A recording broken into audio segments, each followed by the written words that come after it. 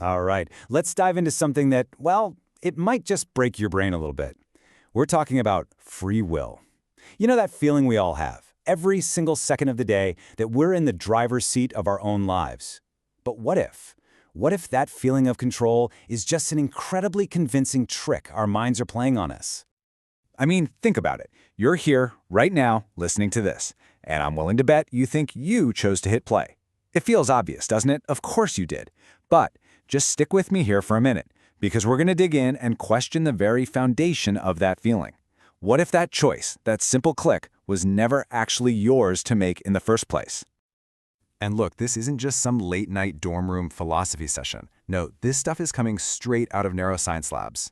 The evidence we're about to unpack, it seriously suggests that our entire sense of being in control is maybe one of the most elaborate, most convincing illusions ever cooked up by our own brains. So, where did this absolutely wild idea even come from? Well, it all starts with a couple of experiments that basically sent a shockwave through everything we thought we knew about consciousness. It really kicked off back in the 1980s with a neuroscientist named Benjamin Libet. He designed this incredibly simple experiment. All he did was ask people to flex their wrists whenever the urge struck them. The only catch? They had to report the exact moment they consciously decided to do it. Simple, right? Well, what he found was, honestly, it was disturbing. The brain's activity started ramping up for the movement before the person ever felt like they'd made a choice. Now, the time gap wasn't massive, but it was there, and it was undeniable. We're talking about 350 milliseconds. It's less than half a second, but think about what that means. For a third of a second, your brain was already in motion before you, your conscious self, even got the memo. It's like the decision was made in a back room and your consciousness was just handed a press release about it afterwards. And for decades, that was the bombshell finding. But then our technology got a whole lot better. In 2008, some researchers decided to redo Libet's experiment, but this time with powerful modern fMRI scanners. And what they discovered wasn't just a small update. Oh no, it was a complete and utter game changer. It got so much worse. Yep, 7 full seconds. Can you believe that? Scientists could look at a brain scan and predict which button a person was going to press a whole 7 seconds before that person had any conscious idea what they were going to do. Think about that. For 7 seconds, you could be sitting there feeling like you're weighing your options, left or right. But as far as your brain is concerned, the decision is already made. It's a done deal. This brings us to the absolute heart of the problem, right? If your brain makes the decision before you are aware of it, then who or what is you? This quote just nails the terrifying implication perfectly. It suggests consciousness isn't the one driving the car, it's just the passenger, looking out the window and making up a story about the trip as it goes along. A trip it has zero control over. Okay, but this brain science stuff, that's just one part of the story. The rabbit hole gets so much deeper when we zoom out, way out. We're going from the brain to, well, basically the entire universe. And this is where we run into the massive problem of determinism.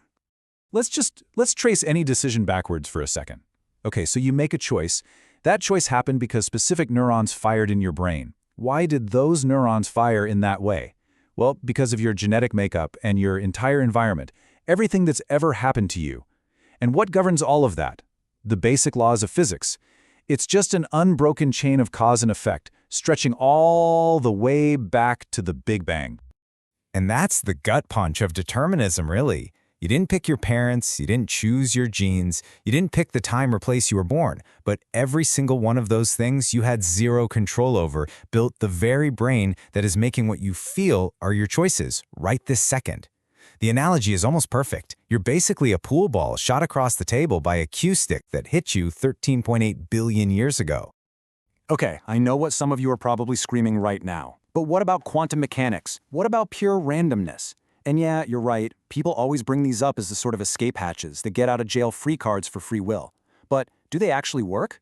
Let's take a look. Think of it this way. If everything is determined, you're a puppet whose strings were pulled at the dawn of time. But if your actions are just caused by some random quantum burp in your brain, well, that doesn't make you free. It just makes you a puppet with twitchy, unpredictable strings. A decision that's based on a roll of the cosmic dice isn't your decision. It's just chaos. Randomness doesn't give you freedom, it just gives you randomness. All right, so the other big escape hatch people try is this philosophical move called compatibilism, and it's basically an attempt to have your cake and eat it too. What they do is they just redefine free will. They say, look, as long as you're acting based on what you want to do and nobody's forcing you, no gun to your head, then you're free. And they say this is true even if the things you want were determined from the start. But come on, doesn't that just feel like a bit of a word game? If your desires, the very things you want, were programmed into you by your DNA and your upbringing, how is it freedom to just follow that programming? A self-driving car on autopilot isn't free just because there's no one holding a remote. It's just executing its code. That's not free will, it's just, autonomous determinism. Okay, so let's just pause for a second and actually entertain this idea. Let's say we accept it. Free will is an illusion. The fallout from that, it's not small. It's a societal earthquake. It shakes the very foundations of how we've built everything. I mean, look at our entire justice system. The neuroscientist Robert Sapolsky says it perfectly. It's all built on one idea. People choose to do bad things, so they deserve to be punished. But if a person's actions were the unavoidable outcome of a brain they never chose, wired by a life they never chose, how can you truly blame them? Now, that doesn't mean we let dangerous people run around. But the reason for locking them up totally changes. It shifts from revenge to just protecting the public, kind of like quarantining someone with a dangerous virus. But this is where it starts to get really uncomfortable. Because look, it's one thing to apply this logic to a murderer, but what about you? What about your successes, the achievements you're most proud of in your life? Did you actually earn them? Let's just be honest for a second. Your IQ? Mostly genetic. Your work ethic? Shaped massively by how and where you were raised. The opportunities you got? A huge dose of luck. When you really trace it all back, every single ingredient for your success came from factors you were just handed. In this deterministic world, pride for your achievements and blame for your failures, they're just two sides of the exact same non-existent coin. So, we've picked apart your choices, we've picked apart your achievements, but now we have to go one level deeper, maybe the final level. We have to question the very existence of the you that you think is making any choices at all. Do this with me, right now. Just think of a city. Any city. Got one? Okay. Now, did you decide to think of that specific city before the name popped into your head? Of course not. It just appeared, right? You don't author your thoughts. You witness them. They just bubble up out of the darkness, and your conscious mind slaps a label on them that says, I thought of that. And this is the crazy part. It's a conclusion reached by both cutting-edge neuroscience and ancient traditions like Buddhism. When you really look inside for the self, for the little pilot sitting in the control room in your skull, you find nothing. There's nobody there pulling the levers. There's just the movie of experience playing out. The thinker, the self, there's nobody home. So, wow, where does all this leave us?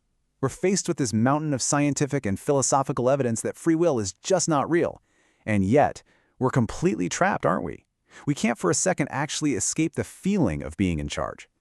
Even after everything we've just talked about, you still feel like you are choosing what to think about it all. You can't just turn off the feeling of freedom. It's kind of like knowing, intellectually, that the sun doesn't rise, that the earth is turning. But you still go outside and experience the sunrise. The knowledge doesn't kill the experience. So as you leave this and go about your day, every single choice you make, big or small, is now haunted by that question. Was that determined, or was that me?